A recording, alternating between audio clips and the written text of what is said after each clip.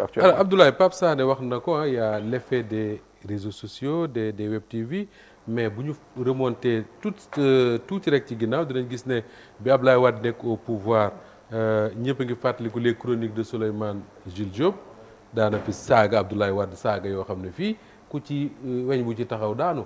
ak yeneen ak yeneen yu ñu fi daan dégg de la part d'hommes politiques bu ñëwee ba ci jamono ji ñu toll seetlu bi mooy waxatuñu ay xale ñoom ñoo koy def mais ay magi jëm yu am une certaine expérience. Là on parle du cas Aziz Diop ñi fàttaliku ne Doudou Wade amoon na fi problème ak yoon ci semaine yi la ñu weesu yu mel nii moo tax tey jii rek j'ai lu un post boo xam dañ ne le journaliste Ibou Fall moom moo ko bind koo xam ne ñun ñi ñëpp ku ci nekk mat na la papa mais ak kàddu yoo xam ne mais personne d'entre nous n'ose mettre ça sur l'espace public.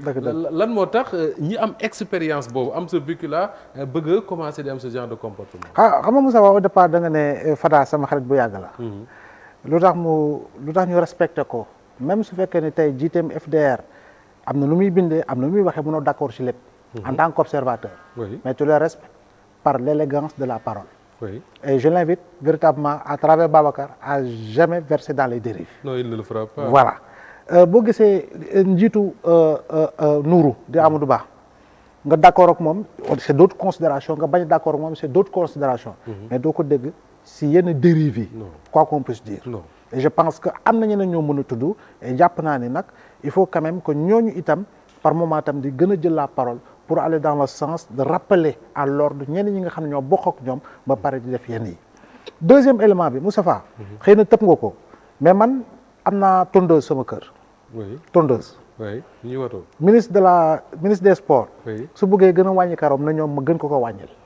oui voilà c'est son droit. voilà elle est libre de faire ce qu'elle veut. si elle veut ma gën ko wàññil boule à zéro man sax moom may gën a daanal. te boule à zéro sax moo gën a greffage ak mèche. franchement je quoi vois qu'on puisse dire. ce débat là moi je l'aime pas. voilà très sincèrement loolu fallait que moo ko tamit. parce que ça entre dans le même cadre quoi. et je pense qu'il faut la respecter et puis xool résultat ban lay def dans le département bu ñu ko dénk. ndax dina baaxam du baax. c'est foofu la ñuy andi ay critiques mais du colin wala nangam. deuxième élément bi wax nga ko kii nga xam ne mooy Ziza Diop. parce que ñun Abdou Aziz véritablement dafa am fu ñu teg te képp ku tudd Abdou Aziz vraiment ñun leer la ñu gis ci yow maanaam lumière la ñuy gis ñu mag boo xam ne alhamdulillahi lazi akhrajani mina zulumati ila nur donc kooku noonu wax ji mu wax ak façon gi mu waxee da ngay xam ne en réalité du affaire dafa juum mais quand on dégage une certaine haine te dafa feeñ effectivement nit ki da ngay seet fu mu gën a naqari nga jéem ko duut parce que da nga naan faw ma gaañ ko. et je pense que moom waxem sax du ma bett parce que 12 ans durant il a été conseiller spécial du président bu ma xamee ne président mi ngi jeexal dem na ci plateau yi amul lu mu ko yàqul. amul lu mu waxul Macky Sall il a été l'un des premiers à l'avoir poignardé donc loolu c'est une évidence donc wax ci mu wax ba ñu placer ko sous mandat de dépôt je dis encore une fois. je suis désolé de le dire parce que neexul toujours nga dégg nit dem na kaso mais dëgg-dëgg il le mérite très sincèrement parce que mënoo jël nit dëkkale ko fenn ba pare ak ñi ko topp ñëpp nga ne dëkkale la leen fenn te ñi ko topp ñëpp xoolal yan kilifa ñoo nag ci ginnaaw boo ñëwee ci ki nga tudd Ibou Fall. près de 2 millions de Sénégalais la saaga fu mu gën a bone te comme sa ki jiitu ki mu saaga président de la République Bassirou Diomaye Diakhar Faye la. parce que les 54% qui ont élu Bassirou Diomaye Faye. Bassirou Diomaye ci la bokk. ci la bokk parce que moom la ñu fal 54% mais il a voté pour les 54%. il a injurié le président de l'Assemblée nationale injurié député yeeg maire yi et force de défense et de sécurité magistrat bi voté pour les 54% ak keneen saaga na njabootu Cheikh Ahmadou Bamba parce que am na si njabootu Cheikh Ahmadou Bamba ñu voté pour 54%. oui saaga na njabootu Cheikh Seydi Hadji Malick parce que am na ñu voté 54%. saaga na njabootu Mame Baye Laye saaga na njabootu Maulana Cheikh al Islam saaga na njabootu keneen ak keneen ba si sénégalais. lambda saaga na waa jàngu bi kilifa geeg waa jàngu jeeg kilifa yi ñoo xam ne ñi ngi seen kër nekk gën ko ëpp ko jàng ëpp ko xam-xam ëpp ko jaar-jaar yaa ngi dégg ëpp ko lépp voté pour 54% yi ñëpp la boole saagandoo. kon li Abdou Aziz daj si lii pour le moment en attendant ñu koy juger en flagrant délit mais Ibou Fall aussi devra répondre véritablement de cette affaire-là. Abdoulaye bala may dama ne woon rapidement ñu dem suñu invité yi mais balay boobu est-ce que certains intellectuels sénégalais amuñu benn problème mooy le problème de reconnaissance, c'est-à-dire que xam ne ñoom du ñoom ñoo war a wax sénégalais yi comment est-ce qu'il doit faire, qui il doit choisir. J'ai l'impression que ni il pense que tous les gens yi nga xam ne dañoo topp Ousmane Sonko parce que c'est de lui qu'il s'agit ak ni ñu ko toppee ak forme topp bi ñu ko topp ay dof la ñu ànd ñoo ak seen xel. y a même qui les appelle des écervelés. waaw mais xam nga tey nii ki nga xam ne dafa topp Sonko nekk këram yore clavier am wala portable am di bind. kooku c'est un militant boo xam ne en réalité sax xëy na ñoom Abdoulaye Thomas bi sax xamuñu ko c'est un militant libre. di nga gis koo xam ne day défendre Modou Diagne Fada wala Amadou Ba te Nourou mi ak Babacar mi xamuñu ko. mais sympathisant la mais ñooñu ñoo ëpp amaana. mais tey mënoo ñëw escalité nga ne yow lii nga ngay défendre nit ba pare di booleendoo di saagandoo 2 millions yi nga xam ne ñoo voté pour les 54%. je dis encore une fois wax ji da nga liirul poste bi. waaye ku liir poste bi même boo voté lul 54% yooyu. sa xol dina naqari parce que man jombale naa sama bopp sax répété mot bi fii. waaye non kooku kay mu ñëwee. waaw jombale naa ko sama bopp voilà léegi nag jamono ji mu koy def si ban situation la nekkoon. c'est une bonne question et loolu dinaa ñëw parce que am na ñoo xam ne parfois je sais pas je m'avance pas mais am na ñoo xam ne j'ai l'impression que dans ce pays bu ñu dem ci plateau télé yi du ñu ànd complètement ak seen xel réew mi dafa am ay alors Babacar l'espace politique sénégalais Babacar Ndiaye kenn du la ko jàngal et souvent dañu doon am fierté am certains intellectuels sénégalais ñenn di leen tudde ay cadres yoo xam ne boo leen retrouver dans l'espace que ce soit sur les plateaux de télé ou dans d'autres rencontres sax da nga fay jànge dara di fa jële dara mais léegi ñu jékki-jékki yaakaar ne il faut faire plus de bruit il faut insulter pour que nit ñi dégg la comment a-t-on fait pour en arriver à ça. waaw jërëjëf Moustapha xam naa nag may rek. lu mu gàtt rek. bi ngay introduire sànq.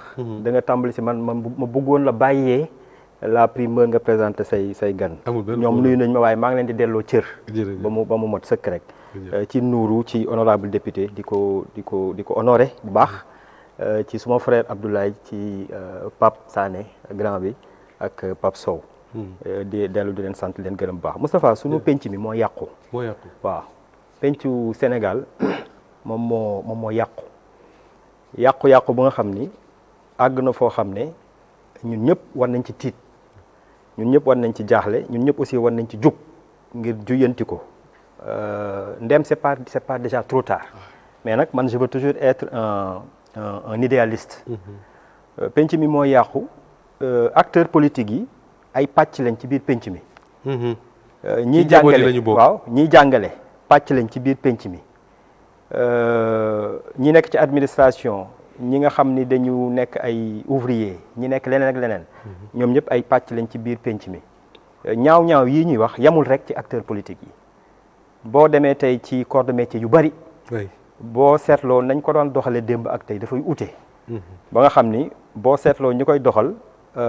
boo sàgganul rek mën nga leen xeeb loolu daal mooy ñun suñu pencum Sénégal dafa yàqu léegi nag homme politique yi moom dañ am responsabilité bu majeure bu ñu war a distinguer parce que l'homme politique mooy ki nga xam ni yow yaay xëy bés daal di kañ sa bopp maanaam wala daal nga taxaw ci kanamu askan wi ne leen man dama leen bëgg a jiite kaay leen ba jiite leen waaw boobu responsabilité rëy na lool parce que kenn du ko forcer kenn yow yaay am say pulsion yu lay entraîner ci nga taxaw ne nit ñi say nawle gënoo leen juddu gënoo leen ëppoo leen am njàng dàqoo leen ëppoo leen lenn waaye nga taxaw nga neen kaa leen ma jiite leen mu nekk lu ñu organiser légaliser ko et c'est normal mais kii dem ba jël responsabilité boobu war na yedd boppam nag war na seet nag boppam war na waajal boppam wala boog ñu waajal ko li ma ni tax ñu waajal ko am na solo parce que par ricochet daf may yóbbu ci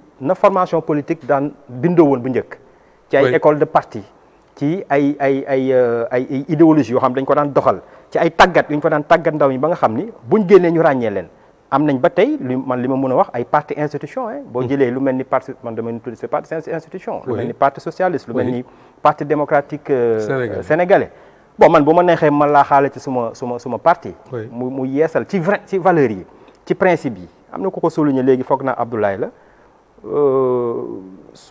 président Modou Diagne Fada jàpp naa ni kenn mënu koo xeeb ci wax bu ñaaw wax bu doyadi wala ñàkk ay teggin xëj na fam juddoo la fam yaroo la mais xëj na aussi nañ ko tàggatee la ci wàllu politique mu may indiwaat ci parti institution yi mu doon wax dans notre parti ñun tamit jàpp naa ne tey loolu rek la ñuy refléter fuñ dem fuñ taxaw ak position bu nekk boo xam ne war nañ ko mën a jël mais loolu parti yëpp ñoo ko war a doxali ne loolu mooy indi responsabilité homme politique bi ak responsabilité parti yi bi ci des wàllu yar la parce que nag Moustapha kenn ku nekk nañ la yaree nañ la tàggatee la nga bàyyi sa biir kër foo dem moom nga yóbbu même bu dee ci biir penc mi même soo amee 90 ans non mais c'est la vérité parce que yàgg fi ak mag ak yàgg fi mais dafa ute dañu xaar nag yar ak dal dañ ko gën a xaar ci ab mag parce que dañ jàpp ne am na lu mu dund am na lu mu war a refléter am na lu mu war a joxe ñu gën ko yaakaar ci moom mais mag mun na gën a rakkaaju gone goy door a judd bu ko defee aussi dañ koy gis rek constaté ko jàll ci leneen waaye en définitive daal ñun suñu penc dafa tasaaroo Moustapha ñun ñuy topp tuuti mbiru politique les colibés ak tooñante mbiru doomu bàjjen ci politique yàgg na lool ci Sénégal ba Senghor di wax Abdoulaye Wade bopp bu saxul kawar mënut a àttan réew mais tooñante la woon ci biir politique c'était des adversaires monsieur Forage madame Moulin 88 principalement gën nañ nekk ndaw waaye am nañu jàpp nañ yooyu souvenir Abdoulaye Wade daanañu fa woowee Fantomas on a ri parce que c'est une calvitie légendaire bu nga xam ni mais une calvitie qui a honoré l'Afrique et le monde donc yooyu la ñu xamoon ñun am nañ chance ci yooyu la ñu tàggat ñu jaar aussi ci parti yoo xam ne vraiment ku fa saaga ñu génn la parti bi mais tey dafa mel ni la norme la règle mooy di saagawaate rek. mais est-ce que le PDS amoon na ko d'ailleurs c'est ndem si yàlla Abdoulaye Faye qui dirige ça mooy seen commission comité de discipline. bi nga xam ne quand les militants débordent wala quand un responsable déborde moom moo koy convoqué déglu ko après jël ay sanctions. et là la presse da doon dem sax di ko couvrir parce que le responsable en question day ànd ku koy défendre et tout et est-ce que yooyu pratique yooyu mi nga am ci parti yi ba léegi. am na parti yu ko dese. man bi ma gën a xam muy suma bos xam naa ni am na fa. ok alors mais jàpp naa ni képp ku ko amul tamit war nga ci xalaat war nga ci roy parce que aussi mooy li ma wax sànq rek responsabilité homme politique dafa mag lool. ma jàpp ne boo nekkee un leader de parti aussi nga am ay góor am ay jigéen am ay mag am surtout ay ndaw yooyu da nga am aussi àq ci ñoom. mooy war nga leen jàppale ñu jàng war nga leen jàppale di leen ñaax ci ñu nekk ay nit ñu respectueux. et cetera ba nga xam ni fu ñu dem mën a yóbbu image boobu mu doon aussi loo xam ne dafay honorer Sénégal. D'accord. mais nag tamit Moustapha. lii ñuy wax ni dafa mel ni que at yii nga xam ni moom la ñu génn ci lañ ko gën a seetlu ci réew mi. waaw ci la takkarnaase bu baax a baax grand pape am na léegi lu mu junj mu jëm ci am na peut-être comportement wala discours boo xam ne dafa évoluer ci ay hommes politiques mais pour man ça ne les dédouane pas parce que quel que soit le contexte quelle que soit la situation boo xam ne am na et tout man jàpp naa ni je reconvoque rek la responsabilité de l'homme politique bi nga xam ne dafa nekk en avant bi nga xam ne dafa war a nekk modèle bi nga xam ne dafa war a nekk démocratie ba nga xam ne war na mën a régler ay problème am te du génn ci gémmiñam wax bu ñaaw ay wax bu ñaaw nag wax dëgg yàlla man du ma tudd tur kenn ndax man lii du suma baax waaye daal ñun ñëpp ay sénégalais lañu ñun ñëpp ay mag lañu ñun ñëpp lii ñuy waxtaane fii la ñu fekk jàpp naa ni ñi ñu war a yedd ci réew mi bëri nañu. waaw bëri. waaw ñi ñu war a yedd ci réew mi bëri nañu lool de tous les bords nag. waaw ba nga xam ni daal. li moom man jàpp naa ni jar na ay assises nationales. d'accord alors Nourou Pape Moussa mi ngi wax sànq ne procureur moo ci.